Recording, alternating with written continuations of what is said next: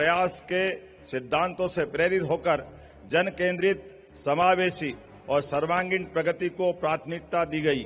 वहीं भारत विश्व में सबसे तेज बढ़ती अर्थव्यवस्था बना है।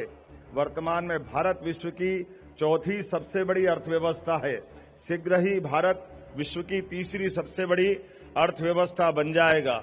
जहां कश्मीर से धारा 370 की समाप्ति हुई, वहीं नारी शक्ति वंदन अधिनियम के माध्यम से संसद और विधानसभाओं में महिलाओं के लिए 33% आरक्षण देने की पहल प्रारंभ की गई। भाइयों और बहनों, आत्मनिर्भर भारत कोई साधारण नारा नहीं है। यह 140 करोड़ भारतीयों का अटल संकल्प है। यह संकल्प है अपने बलबूते खड़े होने का, नवाचार से अपनी जरूरतें पूरी करने का, अपनी क्षमता को विश्व के साथ साझा करने का। प्रधानमंत्री श्रीमान नरेंद्र मोदी जी के शब्दों में यह मात्र सरकारी योजना नहीं है, यह एक जीवंत आंदोलन है। आत्मनिर्भर भारत और विकसित भारत का रास्ता स्वदेशी के प्रति समर्पण से ही होगा। देशवासियों को बस अपनी शक्ति और सामर्थ्य को पहचानने की आवश्यकता है।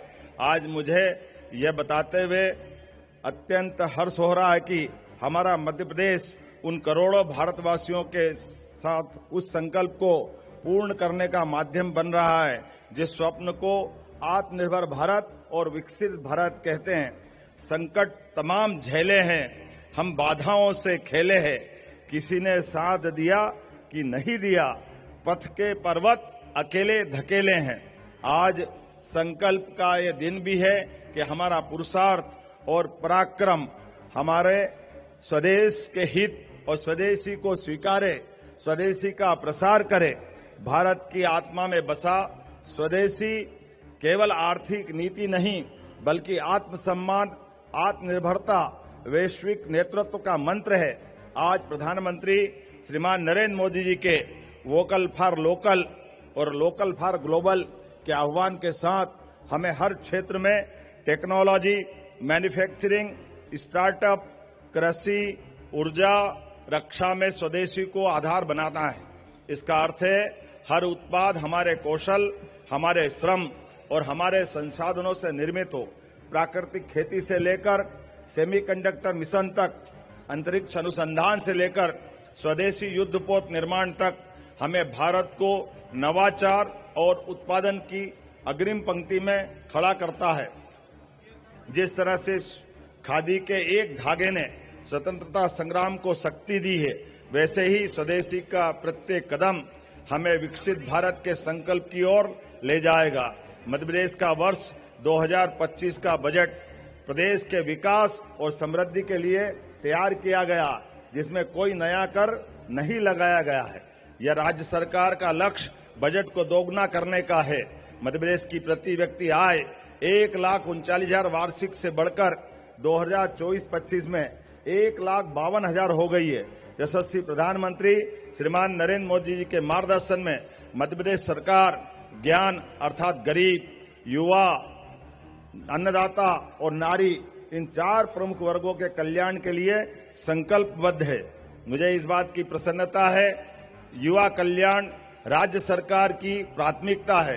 प्रदेश में गठित स्वामी विवेकानंद युवा शक्ति मिशन के तहत कौशल विकास, प्रशिक्षण, नवाचार और खास करके शोध को बढ़ावा दिया जाएगा। प्रदेश के सभी शासकीय विभागों में 1 लाख पदों पर भर्तियां की जा रही है। आगामी 5 वर्ष में 2,50,000 भर्तियां करने का लक्ष्य निर्धारित किया गया है। देश के केंद्र में स्थित होने के कारण सभी दिशाओं में आसान पहुंच, कच्चे माल की उपलब्धता, कुशल मानव संसाधन, लॉजिस्टिक सुविधा और उद्योग हितैषी 18 नीतियों के क्रियान्वयन से निवेशकों का भरोसा मध्य प्रदेश पर बढ़ा है।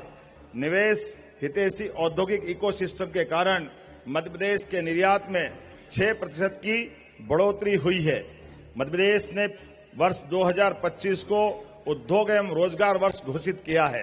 प्रदेश में 7 रीजनल इंडस्ट्री कॉन्क्लेव के बाद अब खनिज और पर्यटन जैसी कॉन्क्लेव लगातार आयोजित की जा रही है। भोपाल में पहली बार माननीय प्रधानमंत्री श्रीमान नरेंद्र मोदी जी के प्रमुख आतिथ्य में अनंत संभावनाओं की थीम पर ग्लोबल इन्वेस्टर समिट 2025 का आयोजन किया गया। निवेश संवर्धन क्षेत्र में भी हमने बड़ी उपलब्धियां हासिल की है। उद्योग संवर्धन की नीति हो या अलग अलग प्रकार की सहायता देने वाली, हमने सभी प्रकार के 15 नए औद्योगिक क्षेत्रों के लिए 2200 करोड़ और उद्यमियों को 5000 करोड़ से अधिक की सहायता राशि दी गई है।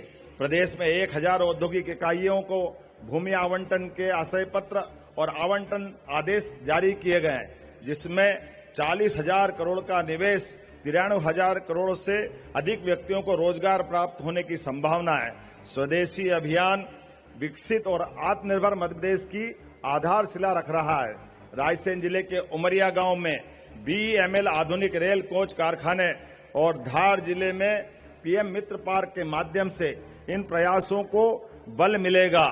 मुझे इस बात की प्रसन्नता है, धार में PM मित्र पार्क से मध्य प्रदेश को टेक्सटाइल इंडस्ट्री में फार्म से फॉरेन तक की नई दिशा मिलेगी। केंद्र सरकार के जन विश्वास अधिनियम 2023 का अनुसरण करते हुए मध्य प्रदेश ने प्रदेश में ईज ऑफ लिविंग और डूइंग बिजनेस के लिए जन विश्वास बिल पारित कर अधिसूचित किया है। ऐसा करने वाला मध्य प्रदेश देश का प्रथम राज्य बना है। मध्य प्रदेश में 18 खेलों की 11 अकादमियां सेंटर ऑफ एक्सीलेंस के रूप में संचालित है। इनमें 80% खिलाड़ी प्रदेश से और 20% अन्य राज्यों से खिलाड़ी लिए गए हैं, ताकि एक भारत श्रेष्ठ भारत की भावनाओं को बढ़ावा दिया जा सके। कोई चलता है पद चिन्हों पर, कोई पद चिन्ह बनाता है, बस वही सूरमा वीर पुरुष दुनिया में पूजा जाता है। वर्ष 2025-26 में हमारे होनहारों ने खेल के मैदान में शानदार प्रदर्शन किया है। खिलाड़ियों ने अंतर्राष्ट्रीय स्तर पर 6 स्वर्ण, 9 रजत, 6 कांस्य, राष्ट्रीय स्तर पर 82 स्वर्ण, 65 रजत और 27 कांस्य पदक जीते हैं। महिलाओं की भागीदारी बढ़ाने के लिए देवी अहिल्या नारी सशक्तिकरण मिशन प्रारंभ किया गया है। मुख्यमंत्री लाडली बहना योजना में बहनों को प्रति माह 1250 प्रदान किए जाते हैं। भाई दूज से राशि बढ़ाकर 1500 रुपया प्रति माह कर दी जाएगी। लखपति दीदी की पहल से 10,74,000 समूह सदस्यों के परिवार लखपति बने हैं। टेक्सटाइल सहित रोजगार परक उद्योगों में हमने प्रति माह युवक एवं युवतियों को 5,000 रुपया प्रति माह का अनुदान उपलब्ध कराने का और प्रोत्साहन राशि देने का निर्णय किया है। वर्तमान में किसानों को 5 रुपए में बिजली का स्थायी कनेक्शन उपलब्ध कराया जा रहा है। हमने 3 वर्षों में 32 लाख सोलर पंप उपलब्ध कराकर किसानों को बिजली बिल से मुक्ति दिलाने का लक्ष्य रखा है। किसान भाइयों को 10 लाख कनेक्शन देकर 24 घंटे बिजली उपलब्ध कराई जाएगी। किसानों से गेहूं समर्थन मूल्य 26 रुपए प्रति क्विंटल पर खरीदा गया है। मध्य प्रदेश देश का सर्वाधिक प्रामाणिक जैविक खेती क्षेत्र है। माननीय प्रधानमंत्री जी की प्रेरणा से प्राकृतिक खेती को निरंतर बढ़ावा देने के प्रयास जारी हैं। मध्य प्रदेश के 14 लाख से अधिक किसानों के खाते में 1383 करोड़ रुपये फसल बीमा की राशि जारी की गई है। मध्य प्रदेश में कृषि उद्योग समागम 2025 एक नई पहल है। इस समागम का आयोजन किसानों की आय बढ़ाने के उद्देश्य से किया गया है। मंदसौर में 3,812 करोड़ की रुपये की राशि से निवेश में 11 औद्योगिक इकाइयों का शिलान्यास और लोकार्पण हुए, जिसमें 6,850 लोगों को रोजगार मिलेगा। इसी तरह 3 दिवसीय समागम का आयोजन नरसिंहपुर में किया गया है। प्रधानमंत्री किसान सम्मान निधि, मुख्यमंत्री किसान कल्याण योजना में 1.5 वर्ष में किसानों को कुल 46,700 करोड़ रुपए का वित्तीय समर्थन दिया गया है। पशुपालन और डेयरी विकास के लिए सरकार द्वारा अभिनव योजनाएं प्रारंभ की गई। डॉक्टर भीमराव अंबेडकर कामधेनु योजना में पशुपालकों को 25 दुधारू पशु गाय भैंस की इकाई प्रदान की जाएगी। योजना में अनुसूचित जाति जनजाति वर्ग के हितग्राहियों के लिए 33% एवं अन्य वर्ग के लिए 25% अनुदान देने की व्यवस्था की गई है। गौशालाओं में प्रति गोवंश दी जाने वाली 20 रुपए की राशि को बढ़ाकर 40 रुपए करने का निर्णय किया गया है। मुख्यमंत्री वृंदावन ग्राम योजना में प्रदेश के ग्रामों को आत्मनिर्भर बनाया जाएगा। पीएम स्वनिधि योजना से प्रदेश के 8 लाख से अधिक हितग्राहियों को लगातार सहायता उपलब्ध कराते हुए उनके जीवन में बदलाव लाने का निर्णय हमने किया है। स्वामित्व 50,000 रुपए तक की ऋण राशि उपलब्ध कराकर स्वामित्व योजना के माध्यम से हमारे देश में मध्य प्रदेश प्रथम स्थान पर है। स्वामित्व योजना में 39 लाख से अधिक भू अधिकार पत्र वितरित किए गए हैं। श्रमिक हितों का संरक्षण हमारी प्राथमिकता है। श्रमिकों के लिए संबल योजना लागू है, जिसमें लगभग 1.25 करोड़ श्रमिक पंजीकृत है। श्रम कल्याण मंडल ने विभिन्न योजनाओं में 51 करोड़ की सहायता राशि दी गई है।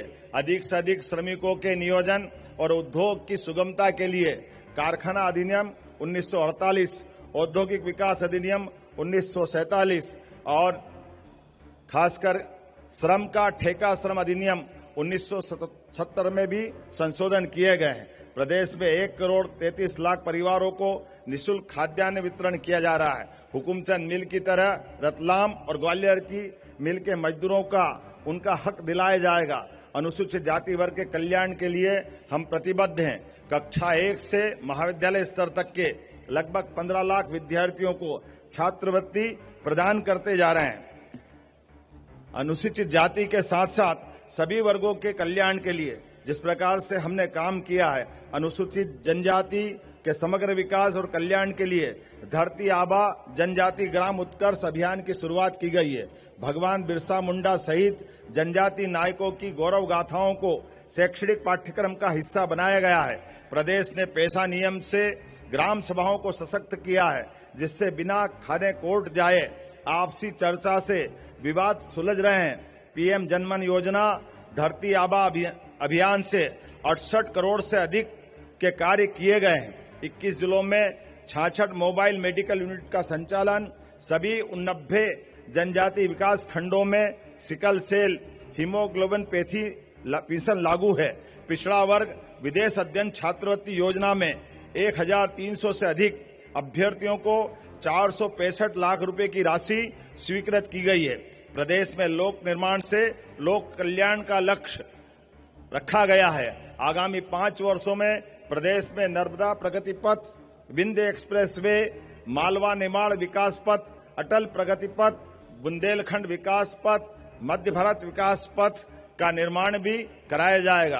प्रदेश में 1 लाख किलोमीटर सड़कें और 500 से अधिक रेलवे ओवरब्रिज एवं फ्लाईओवर का निर्माण कराया जाएगा।